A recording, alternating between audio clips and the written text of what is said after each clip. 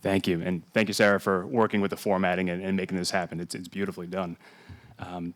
2 years ago, my family and I walked through the Blue Ridge Tunnel Trail, and we traveled in that darkness with two other families, so it was a total of 6 adults, 7 children, and 3 or 4 dogs. It was not a quiet experience, and the whole time through that mile of darkness, I was thinking about what it would be like for two people to walk through there in just that silence, and how sometimes the silence invites you to speak, and sometimes speak the things you would not normally say in the light. So this is, I am lighted by your love, and do not fear the dark. The happiest moments of our lives have been when we didn't see each other, when we walked light to light and listened in the darkness. We should have them etch something like that on our tombstones. Let a world of future strangers figure it out. Do the dead snore? You questioning spending eternity with me? No, just calculating how many batteries I'd need for the noise machine. One October years ago, the Quinces canceled their Friday afternoon session with Dr. Desmond Thackeray after Thomas witnessed their therapist chuck a rented bowling shoe at the teenage counter kid and limp out of the Thursday league night half shot and fully drunk. Guy's got enough problems, Thomas explained to Connie the next morning. We don't need to give him ours, and I don't think we should fund his. Connie couldn't decide how set he was in the decision. He held his phone, and the phone held his gaze. This contraption he resisted, this habitual companion in his retirement. As she sat with her coffee and cold bagel, he rose from the table with his empty bowl, leaned against the sink, and scrolled. Dr. Thackeray had been working at Thomas to drop the phone, to look at Connie when she spoke. But when he did during those few sessions, he made a grand gesture of powering down and sighing, setting his unblinking eyes on Connie's. And then she didn't know what to say. Dr. Thackeray would offer her another tissue as he guided them to the door and insisted, "We made some great progress today." But for Connie, that progress felt a lot like standing still, stuck even, laid bare, like a naked mole on a glue trap. See me in all my weird ways. See me, but please don't stare. So we have an open afternoon. We should do something with it. How about a hike? Says the weather might not hold. What about that tunnel hike? Connie steadied her hands around her mug. Thomas? Yep. Thomas. He plugged his phone into the charger and turned, hands braced against the sink. Connie, I want us to hike through that tunnel. He nodded. Then we will hike through that tunnel. Good. She released the coffee to rip her bagel to bits. What do we need to hike through the tunnel? I'll look it up. The website for the Blue Ridge Tunnel suggested headlamps or flashlights. They had their phones, but Thomas also brought the small glowing ball they used to clip the scooter's collar. An illuminated globe tucked into Thomas's palm and turned down to warn them of dips and divots and rubble. In the parking lot they sat, the windshield wipers on low, the Smiths imploring, "Ask me, ask me, ask me," until Thomas killed the engine and groaned as he grabbed the umbrella. Connie approached the tunnel in wonder. It must have seemed so futile, those first few strikes, a pickaxe vibrating in hands, strong but not yet leathered from years of swinging, jolts up the arm, through the shoulder, into the neck, spreading across the sternum like a heart attack. A promise of all the pain to come, and no result but the white scrape of metal against greenstone.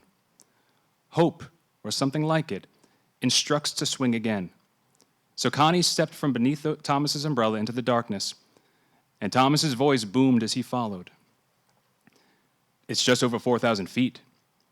Took 7 years to make. Started on both sides of the mountain. Believed and hoped they'd meet in the middle. Claudius Crozet's vision. Built by slaves and immigrants. Trains ran and then they sealed it up, used it to store natural gas. To make it this trail, they exploded the bulkheads, repaired bricks, fixed the drainage. It's impressive. Above us, around us, there are probably all kinds of animals. Bats, salamanders, frogs. Larger wildlife use it as a crossing. It's impressive. What's funny? You're talking more now than you ever did with Dr. Thackeray. Well, this is cheaper than an afternoon with Quack Thackeray. Does it always have to be about money? He wasn't wrong, even if you didn't agree. Maybe I wouldn't think about money if I wasn't the only one thinking about money. You do this. What? You perceive I threw a pebble and you pummel me with a brick. I do think of money, but I do not stress about money. My pension, your 401k, the checking, the savings, I can tell you to within $100 where we stand. I'm not your enemy. I'm not against you. I'm not rooting for you to fail. I just want to understand you. You can name everything in a landscape. Know that flower, that fungus, that flying critter, that kind of rock jutting out the earth? Could name them as if God granted you the job.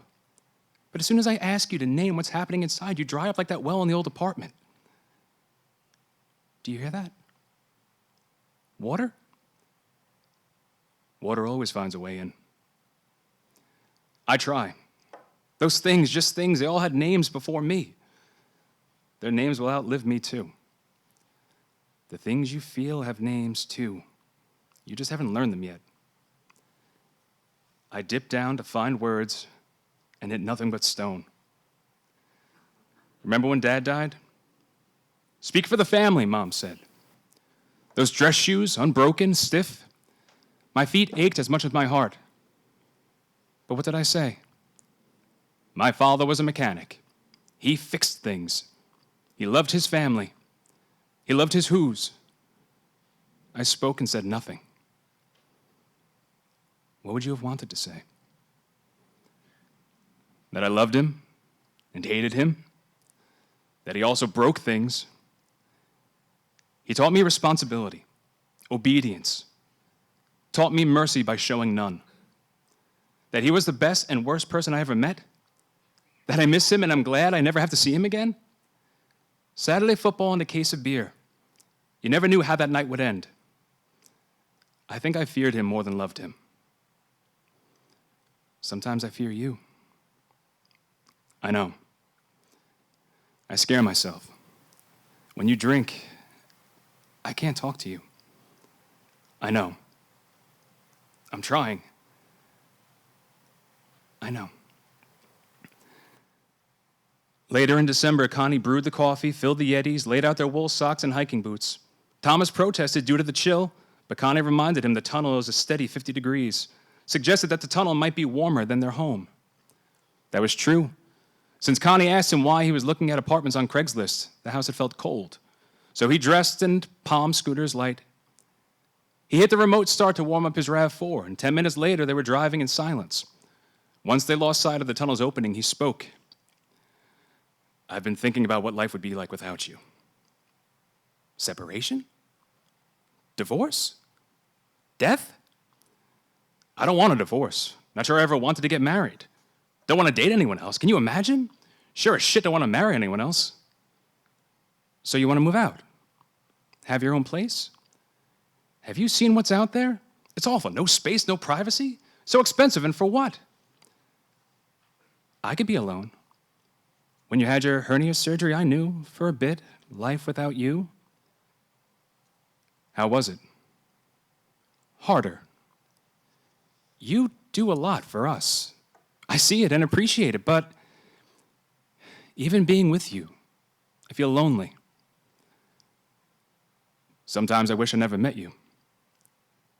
But who would I be without you? What would I be? I'd spend 10 hours a day on this phone instead of 5.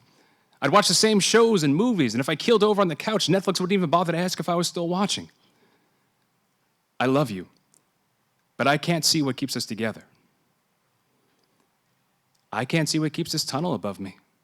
Don't need to. This tunnel doesn't require my understanding to function. Do we function?